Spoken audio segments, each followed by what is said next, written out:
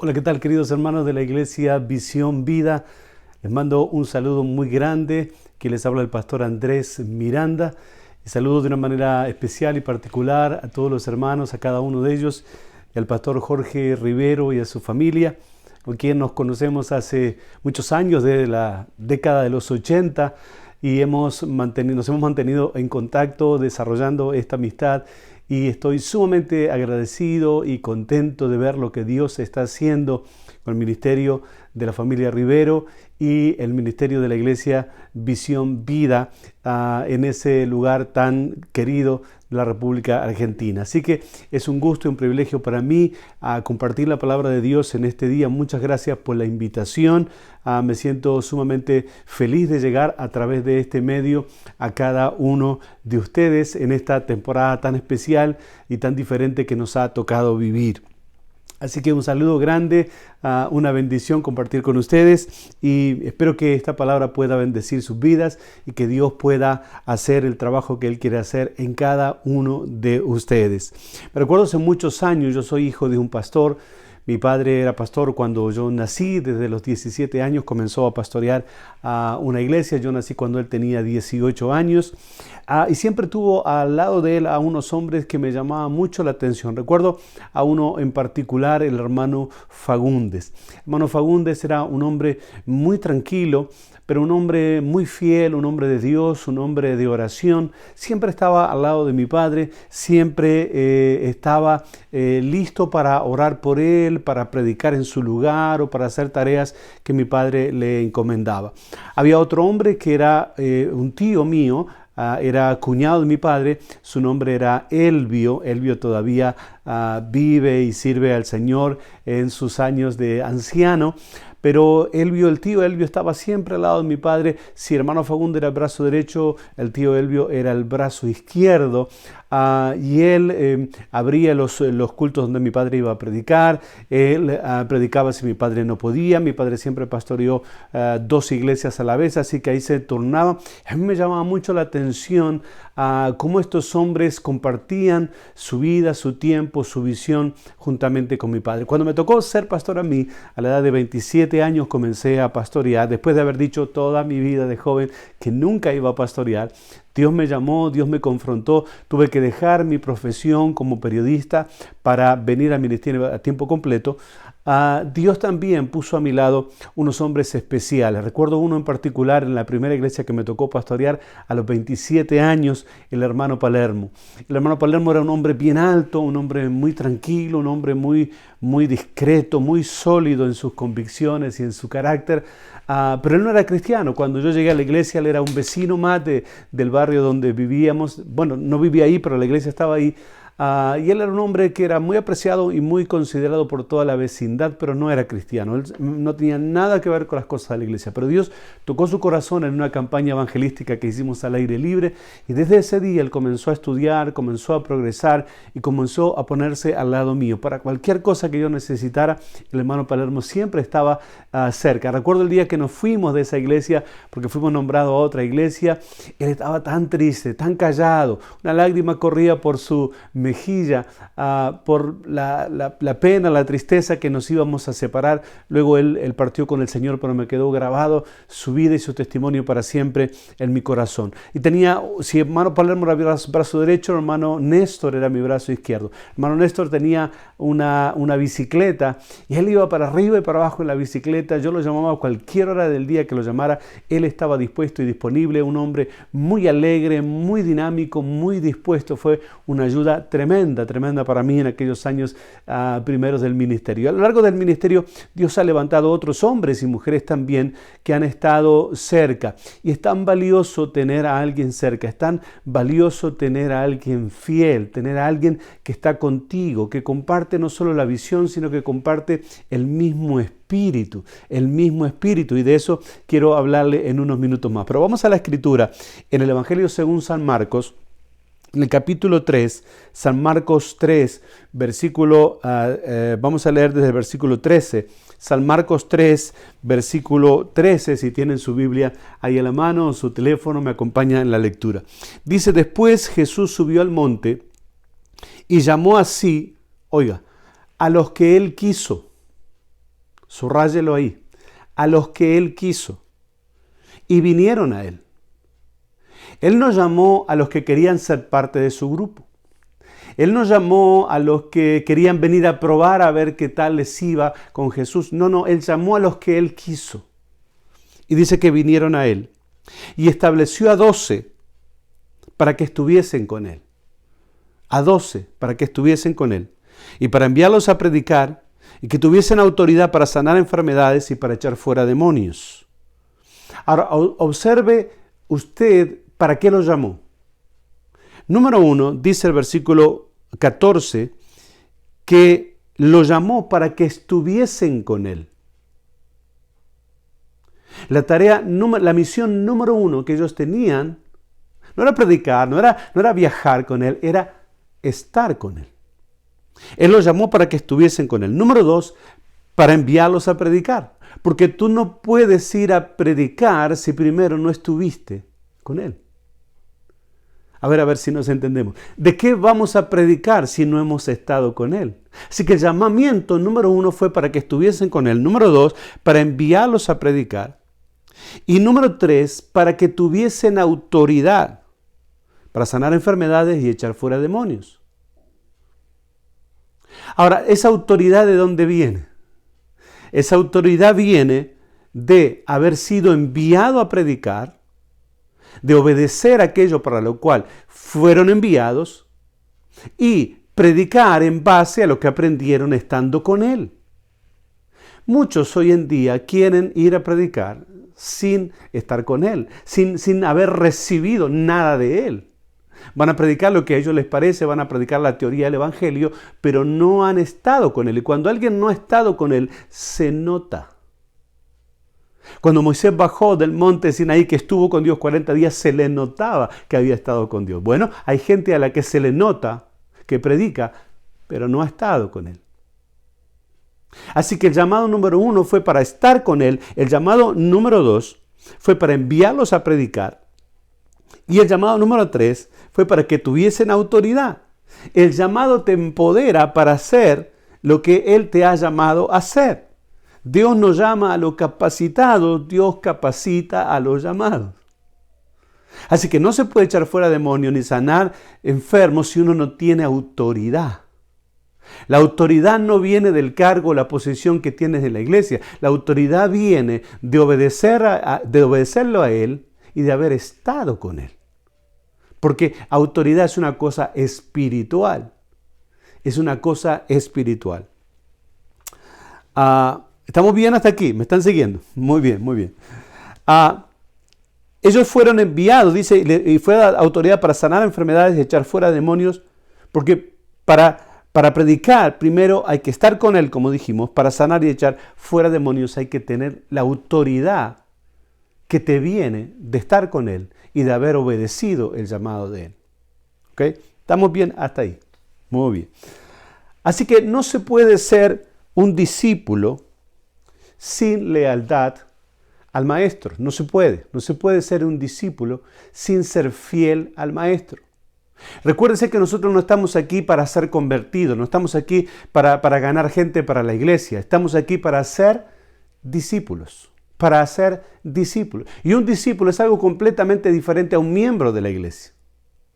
O sea, yo ya estoy un poquito cansado de este tema de cuántos miembros tiene tu iglesia. No importa cuántos miembros tiene tu iglesia, lo que realmente importa es cuántos discípulos tiene. Porque necesitamos tener iglesias llenas de discípulos, no llenas de miembros. Porque el miembro viene, pone la ofrenda, pone el diezmo, después se va y viene el domingo siguiente a ver qué predicó el pastor hoy, a ver qué cantaron, a ver qué ropa se puso el que cantó. Ese es el miembro, pero el discípulo es otra clase de gente. Y Jesús nos mandó a ser discípulos, no a reclutar miembros. ¿Estamos de acuerdo aquí? ¿Me van siguiendo? Muy bien. Si está muy fuerte, me dicen y entonces cantamos un corito y suavizamos la cosa. Aleluya. Fidelidad no tiene que ver con cómo empiezas tu relación con el líder, sino cómo la terminas. Fidelidad no tiene que ver cómo empiezas tu relación con el líder, sino cómo la terminas. ¿Okay? Lealtad no determina cómo empiezas el ministerio, sino cómo lo terminas. Si no me crees, pregúntale a Judas. Lealtad no es para lograr entrar y tener un lugar en el grupo, sino para ser procesado para lo que viene y terminar bien. Terminar bien. Josué fue fiel a Moisés y terminó siendo su sucesor. Raquel fue leal a Mardoqueo y terminó siendo reina. Timoteo fue fiel a Pablo y terminó siendo un pastor. Ser leal al líder no depende de cómo sea el líder, depende de cómo seas tú.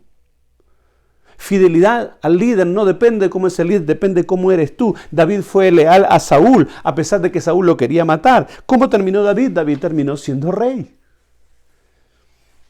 Fidelidad es un requisito fundamental. No necesitamos buscar gente que tenga habilidad, necesitamos gente que tenga fidelidad. Es más importante tener fidelidad que tener habilidad. Tú puedes lograr mucho más con alguien que tiene fidelidad que con alguien que tiene habilidad. Si no, miren la escritura, en Mateo 25, 23. Su Señor le dijo, buen siervo y fiel.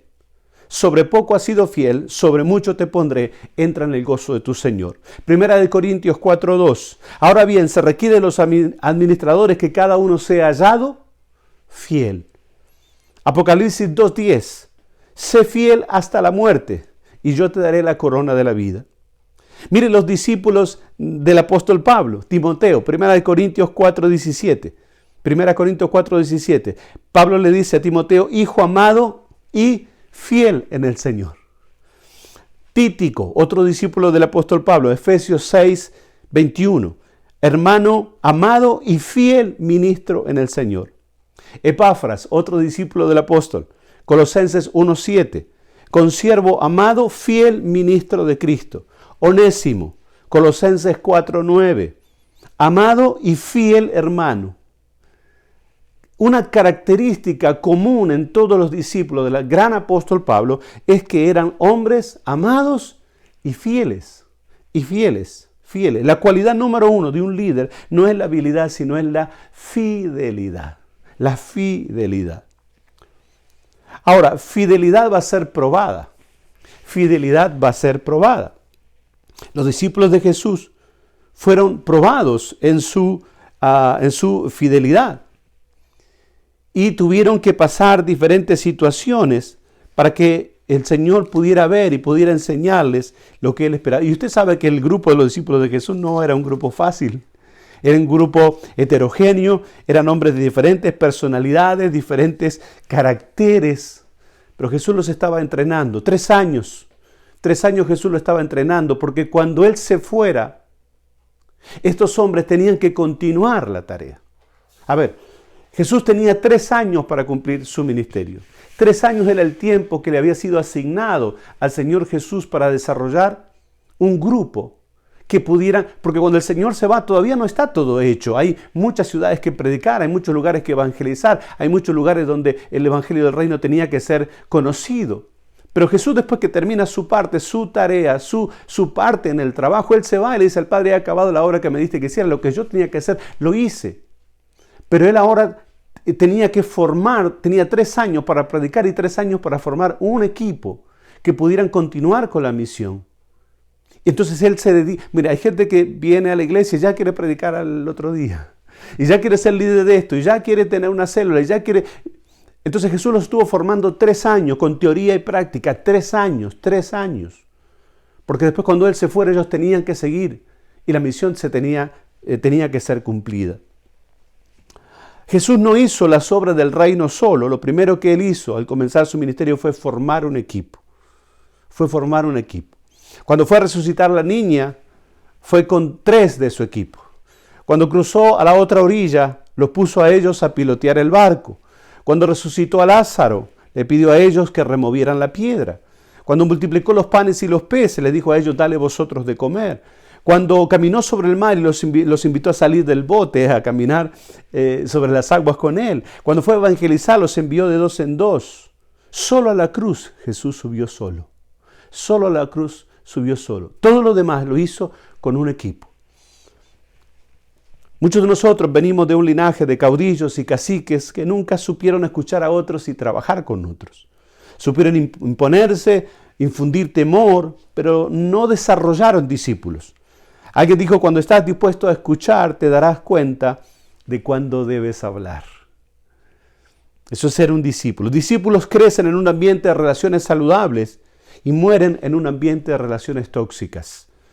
Jesús lideraba a sus discípulos con propósito, con límites, no con exigencias, sino los lideraba con el ejemplo. El que quiera ser tu discípulo, quiera ser un líder en tu equipo, tiene que estar dispuesto a pagar el precio que tú pagas. El que quiere ser un líder o un discípulo tuyo tiene que estar dispuesto a pagar el precio que tú pagas, porque el talento no es suficiente. Diga conmigo, el talento no es suficiente. Hace poco escuché a un pastor decir algo que me quedó bien grabado. Nunca promuevas a alguien que tenga talento, pero no tenga el carácter para sostener ese talento. Y una de las habilidades principales precisamente es la fidelidad. Es la fidelidad. Ahora, hay una cosa muy interesante y es que cómo Jesús organizó a la gente, cómo Jesús organizó a sus discípulos. Es muy, muy interesante y quiero referirme un puntito a esto antes de ir al punto de tener un mismo espíritu. Jesús tenía varios círculos de influencia. Él tenía la multitud. A la multitud él le predicaba.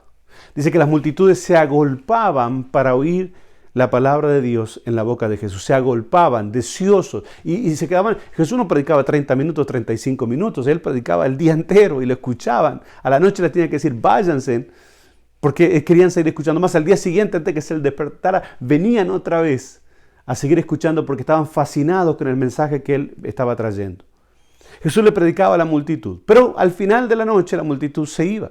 La multitud le encantaba ver los milagros, las sanidades, las liberaciones, la palabra, pero luego se iban. Después de la multitud, Jesús tenía los 70. Los 70 eran gente que los organizaba de dos en dos, los mandaba a predicar, iban a las aldeas, a los pueblos, y luego venían, le traían el reporte a Jesús, fascinados de las cosas que veían. Los 70 eran una clase de personas que les gustaba hacer. Siempre les gustaba estar en movimiento, haciendo cosas. Pero un día Jesús le dijo, miren, esto no se trata solo de hacer, necesito enseñarle algunas cosas, necesitan trabajar en su carácter, necesitan trabajar en sus reacciones, su personalidad, vamos a sentarnos para... Entonces, no, Señor, nosotros queremos hacer, nosotros queremos trabajar, ¿qué hay que hacer? ¿Qué programa? Un congreso, un evento, una actividad, esto, hay gente así en la iglesia, ¿verdad? Que solamente le gusta hacer, estar en movimiento, pero no le gusta ser entrenado, no le gusta hacer la pausa para que lo corrijan. Los 70 dijeron, no, esto es muy fuerte para nosotros, ¿y sabe qué pasó? Se fueron. Cuando Jesús los quiso entrenar, se fueron porque ellos solo querían hacer. Luego Jesús tenía otro círculo, que eran los 12. Los 12 Jesús los entrenaba. Los 12 hacían también, iban con él, viajaban con él, predicaban, pero a la noche él les enseñaba. A las multitudes él le predicaba la palabra, pero a la noche le daba la revelación a los discípulos. La multitud les encanta escuchar palabra y ver milagro, pero la revelación es para los discípulos. No me escucharon lo que dije. A la multitud le encanta escuchar palabra y ver milagros, pero la revelación es para los discípulos.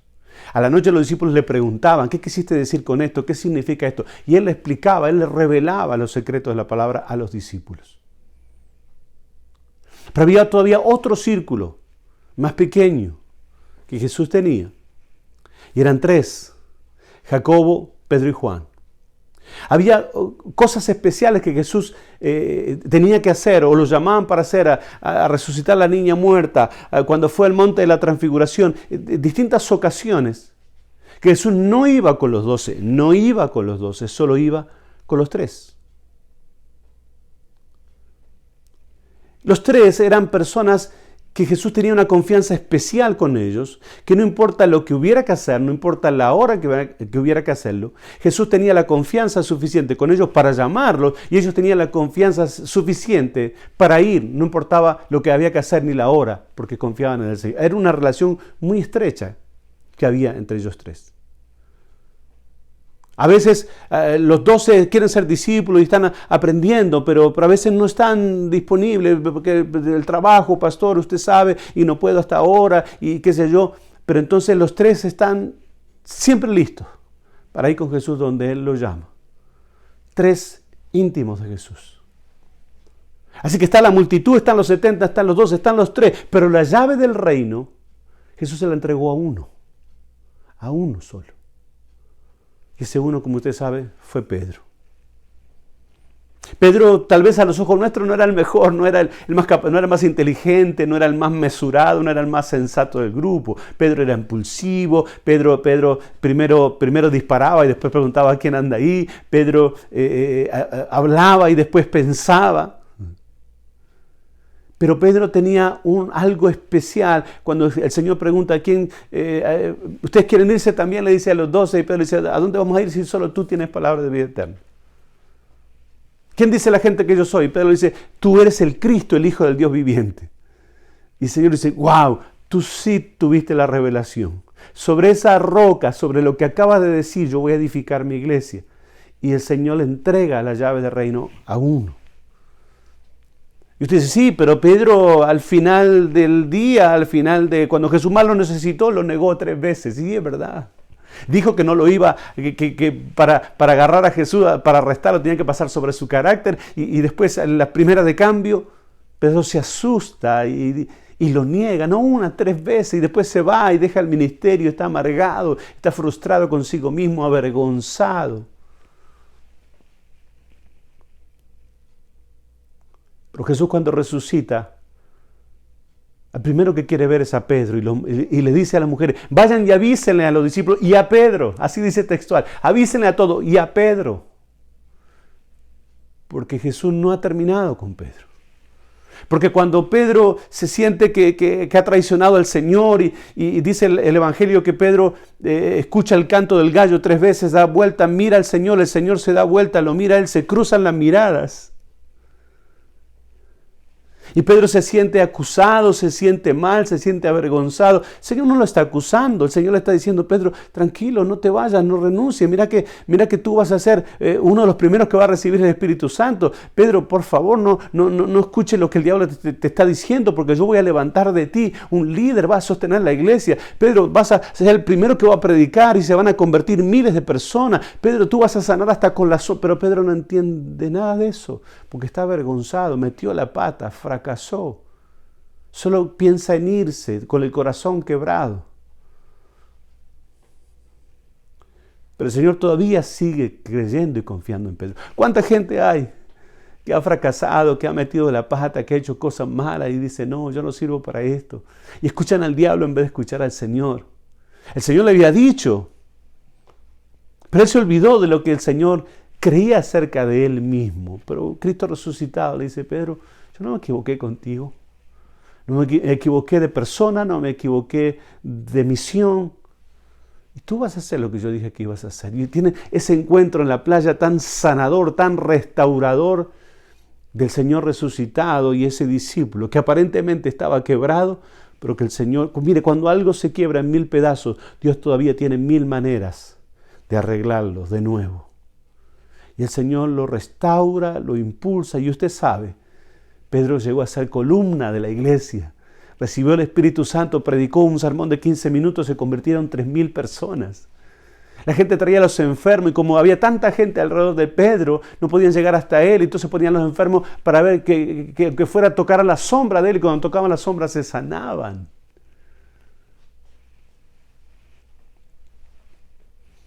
Ahora, hubo una ocasión en que Moisés estaba liderando al pueblo y su suegro lo vio.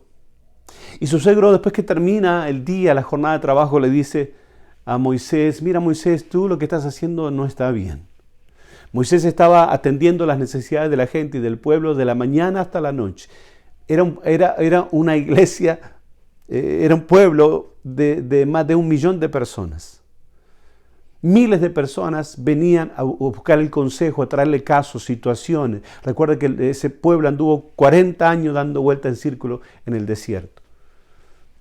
Y Jetro le dice, mira, te vas a morir tú y va a desfallecer este pueblo si sigues haciendo eso. De la mañana hasta la noche la gente tiene que hacer largas filas esperando turno para hablar contigo. Entonces se le manda y le da una estrategia, le dice, levanta capitanes, levanta líderes. De 1000, de 500, de 200, de 100, de 50, de 10. Dice, y delégales a ellos ese trabajo. Y tú dirígelos a ellos y permite que ellos ministren al pueblo. Y le da una estrategia para ministrar efectivamente a un grupo de gente tan grande.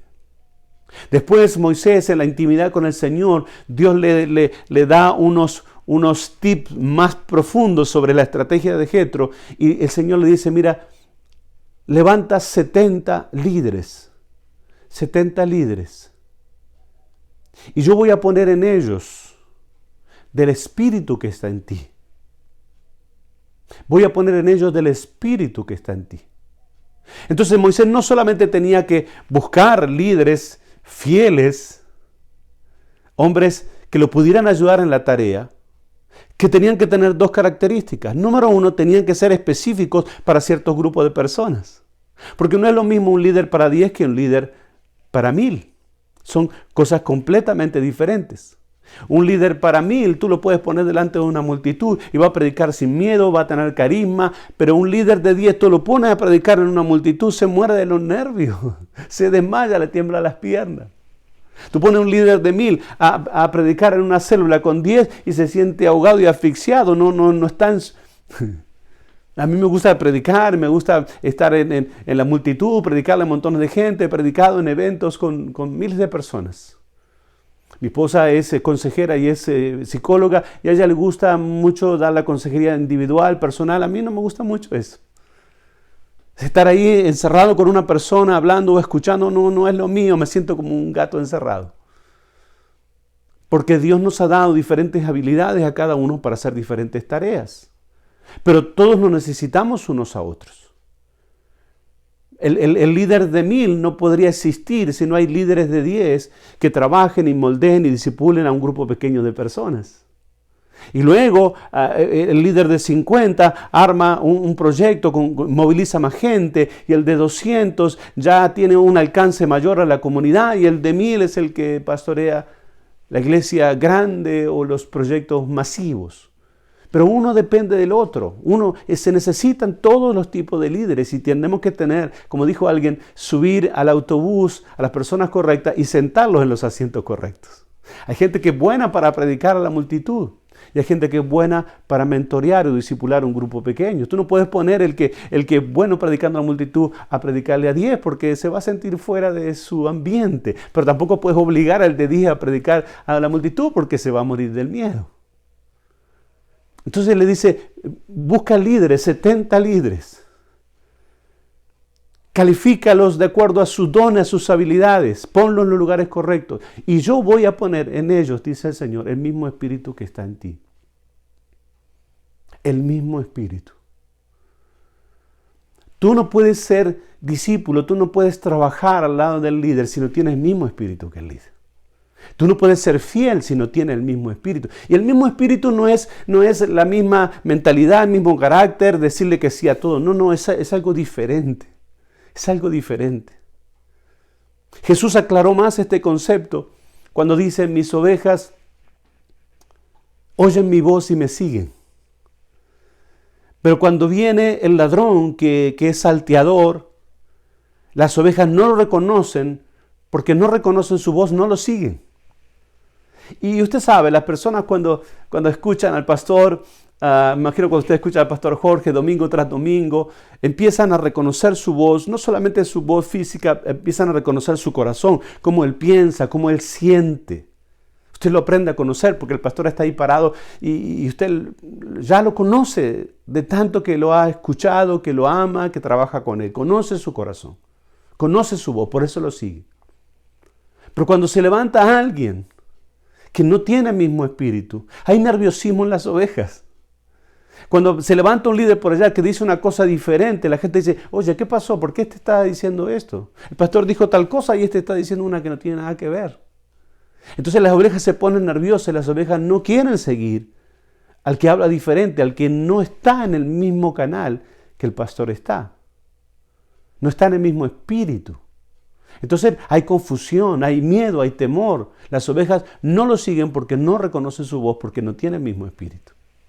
Así que el Señor le dice a Moisés, está muy bien la estrategia que te dio tu suegro, está perfecta, debes hacerlo así, pero Vamos a asegurarnos que todos los líderes que levanten tengan tu mismo espíritu, que fluyan en el mismo río.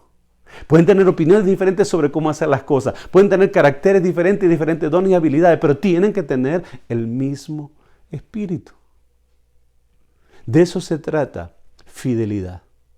De eso se trata ser la clase de persona que puede ser llamada un discípulo, que está aprendiendo, que es un aprendiz, que es un estudiante al lado de un maestro y que luego tendrá su oportunidad de enseñar a otros y traer a otros a los pies de Cristo.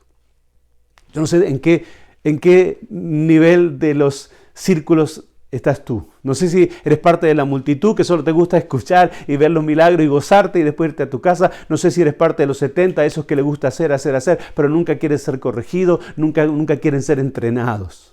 No sé si eres parte del grupo de los 12 que tenía el Señor, que querían ir a más, que estaban dispuestos a escuchar, a ser entrenados, o si eres parte del grupo de los 3, incondicional, dispuestos y disponibles para ser usado por el Señor. O si acaso eres el 1 que Dios va a usar. El 1 al que el Señor le va a entregar la llave de un ministerio, la llave de un proyecto, la llave de una idea, la llave de una creatividad. Si vas a ser el 1 para tu familia, el primero en tu familia, que haga algo trascendente. El primero en tu barrio que sea conocido por hacer una cosa que ha bendecido a tantos. El 1 que Dios pueda usar para ganar a muchos para Cristo. Tienes que decidir en qué nivel quieres estar, a qué nivel quieres llegar. Dispuesto a ser usado, pero dispuesto a pagar el precio. Mire, cuando la gente ve a los predicadores, a los pastores, y la gente dice, wow, cómo me encanta ese evangelista, ese cantante, y lo admiramos. Pero antes de admirarlo, pregúntale si puedes, ¿cuánto le costó? ¿Cuánto tuvo que pagar para llegar hasta donde está, para tener el ministerio que tiene? Normalmente no preguntamos eso, ¿verdad? Queremos ser como fulano, queremos ser como aquel, queremos predicar como este, pero nunca nos sentamos a decirle, oye, cuéntame tu historia. ¿Cuál fue el precio que tuviste que pagar? Y entonces te sorprenderías cuando te digan los años, el trabajo, la disciplina, el sufrimiento, las privaciones, las negaciones que tuvieron que pasar para luego hoy ser instrumentos afilados en la mano del Señor. Quiero terminar con esta ilustración. Muchos de nosotros tenemos en nuestra casa un cuchillo favorito, que es el que nos gusta usar siempre para pelar las naranjas, que es mi fruta favorita, o para cortar el asado, o la milanesa, o lo que sea. Pero hay un problema con el cuchillo favorito. Y es que cuando ya de tanto usarlo, no corta bien, nosotros lo dejamos en el cajón y nos buscamos otro. ¿Por qué? Porque el cuchillo más usado es el que primero pierde el filo. El cuchillo más usado es el que primero pierde el filo. La única manera que tiene de seguir siendo el cuchillo favorito es pasar otra vez por la piedra de afilar y otra vez sacar filo y seguir vigente. Hay personas en la iglesia que han sido instrumentos afilados, favoritos, y que son las personas que todo el mundo lo invitaba a los comités, a las reuniones, a predicar aquí y allá. Pero un buen día, ya no te invitan tanto, ya no están, y ahora hay otros hermanos que están llamando a otros, salen otros en las comisiones, en los comités, y tú dices, oye, ¿qué pasó acá? Si yo acá era fulano de tal, si yo acá hacía esto, hacía lo otro, ahora me están marginando, ahora me discriminan, ahora se olvidaron de mí. No es que te estén discriminando, no es que te están marginando, es que perdiste el filo. Entonces cuando el cuchillo favorito pierde el filo, tú tienes que hacer fuerza para pelar la naranja, el asado no lo cortas bien. Entonces cuando tú pierdes el filo y tú te enojas, tú estás más sensible, quieres imponer tus ideas, nadie ya quiere estar contigo porque es un problema, es un lío. Entonces te empiezan a dejar en el cajón. Y aparecen otros con filo nuevo. La lámpara que alumbra más es la que primero se queda sin aceite. Entonces llega un momento en que tú tienes que venir al Señor y decirle, Señor, no me dejes sin filo. Señor, permíteme seguir siendo alguien vigente, seguir siendo alguien dispuesto a pagar el precio. y venir con humildad a la presencia del Señor y hacer aquello para lo cual el Señor llamó a los discípulos. Él los llamó, número uno, para que estuvieran con Él. Y es en la presencia de Él donde Él nos lima las asperezas, donde Él nos hace ver nuestros errores, donde Él nos alinea, donde Él nos coloca en el mismo espíritu para fluir en el mismo río. Y donde Él otra vez echa el combustible del aceite del Espíritu Santo que vuelve a encender nuestra lámpara. Y podemos otra vez empezar una nueva temporada con un filo nuevo. Miren, los laureles del pasado hay que soltarlos rápido porque se secan rápidamente. No vivas abrazado a lo que lograste. No estés solamente protegiendo tus logros. Lo que lograste, bien, gloria a Dios, pero suéltalo porque hay nuevas cosas para lograr. Iglesia, hay nuevas cosas para lograr. Hay nuevos barrios y ciudades donde hay que ir. Hay cientos y miles de personas que hay que ganar para Cristo. Hay que hacerlo. Lo que hemos logrado hasta ahora, gloria a Dios por eso, pero no vamos a quedarnos protegiendo los logros. Vamos a ser siempre cada uno de nosotros cuchillos afilados en las manos del Maestro para ser útiles a Él. Útiles a Él. Yo cuando me compro un traje nuevo, pongo el viejo para atrás en mi closet. Y los primeros que me compré ya van quedando atrás y adelante voy poniendo los nuevos. Y a veces nosotros nos sentimos así, como que nos van dejando de lado. No, la manera no es protestar, la manera no es reclamar derechos adquiridos. La manera es meterte en la presencia de Dios y decirle, Señor, sácame filo otra vez. Alíñame otra vez con tu propósito, con el tiempo que estamos viviendo y lo que quieres de mí ahora. Enciende mi lámpara para que brille nuevamente y yo pueda ser un discípulo tuyo, pueda ser alguien que como los 70 de Moisés, sea que esté a cargo de 1000, de 500, de 100, de 50 o de 10, yo pueda cumplir mi propósito y sembrarme en la vida de los demás. Quiero invitarte esta mañana a que con honestidad te presentes en la presencia del Señor y le digas, Señor, vuelve a darle filo a mi vida, a mi ministerio. Lléname del Espíritu Santo, refresca mi visión. Ayúdame y dame fuerza para que cuando mi fidelidad sea probada, yo pase a la prueba. Prueba es el anticipo o el anuncio de la promoción. Prueba es el anuncio, el anticipo de la promoción. Quizás estás pasando una prueba ahora y tú dices, ¿por qué a mí? Yo que hice tanto y serví tanto y gané a tantos. No, esto es como la escuela. Tú no puedes pasar al siguiente grado si no tomas la prueba. La prueba es el examen más difícil a fin de año. Pero tú no puedes decirle a la maestra, no, yo no quiero tomar, yo estuve todo el año aquí, así que no necesito. No, te van a decir, no, si no pasa la prueba, no sube de grado. Prueba no es para que te sientas olvidado o te sientas injustamente tratado. Prueba es el anuncio de que viene una promoción para ti. Iglesia, viene una promoción para ti. Hermano, líder, viene una promoción para ti. Que tú puedas ser un instrumento afilado en las manos del Señor para una nueva temporada. Después de la cuarentena, muchas cosas van a suceder. Y Dios va a necesitarte, a ti y a mí. Pero nos va a necesitar con filo nuevo, con una visión refrescada. Nos va a necesitar en una nueva dimensión de fidelidad para todo lo nuevo, lo grande y lo poderoso que viene en los próximos meses y años. Prepárate para ver cosas nuevas, para ser usado de una manera nueva y para que decenas, cientos y miles vengan a los pies de Cristo a través de ti y a través de mí. Ahí donde estás, cierra tus ojos y ora conmigo. Padre, en el nombre de Jesús, te doy gracias porque tú te fijaste en mí, porque tú me diste una oportunidad, porque tú no me has marginado ni me has desechado cuando he cometido errores, porque tú no has cambiado tu agenda para mí y tú no has cambiado tus planes para mí. Te pido que me ayudes a entender el tiempo que viene y a entender qué es lo que quieres de mí para el tiempo que viene. Y que me ayudes a no ser un líder, una persona centrada en mí mismo, sino que yo pueda estar centrada en ti y pueda ver con tus ojos, sentir con tu corazón qué es lo que tú necesitas y qué es lo que quieres de cada uno de nosotros en este tiempo que viene. Renueva mi filo, renueva el aceite que va a dar luz otra vez a mi lámpara. Y permíteme ser de bendición a los demás. Que yo me pueda sembrar en la vida de otros, porque es la única manera que voy a tener una cosecha eterna y unos frutos que nadie me podrá quitar. Yo me pongo en tus manos para que me uses, otra vez como al principio, y para que tus propósitos se cumplan en mi vida, en mi matrimonio, en mi casa, en mi familia, en mis hijos. Te lo pido en el nombre de Jesús y te doy gracias. Señor, oro por la iglesia Visión Vida, por los pastores Rivero, por sus líderes, por las células, por cada uno de los hermanos y hermanas que componen esa gran familia. Yo los bendigo y declaro, Señor, un tiempo nuevo. Declaro un aceleramiento espiritual y ministerial para esta iglesia en los próximos 2 años. Cosas que ellos pensaban que verían dentro de 5 y 10 años, las van a ver en los próximos 2 años. Porque tú vas a apresurar tu palabra para ponerla por obra.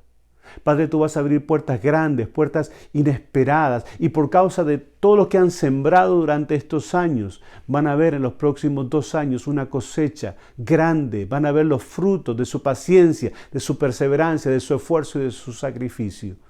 Y declaro, Señor, que esta iglesia será punta de lanza, no solo en la ciudad de Quilmes, sino mucho más allá, en otras ciudades donde ni siquiera se imaginaron antes. Tú vas a abrir puertas que estás preparando de antemano para llevarlos ahí, para predicar ahí y seguir salvando cientos y miles de personas que te necesitan. Padre, yo los bendigo.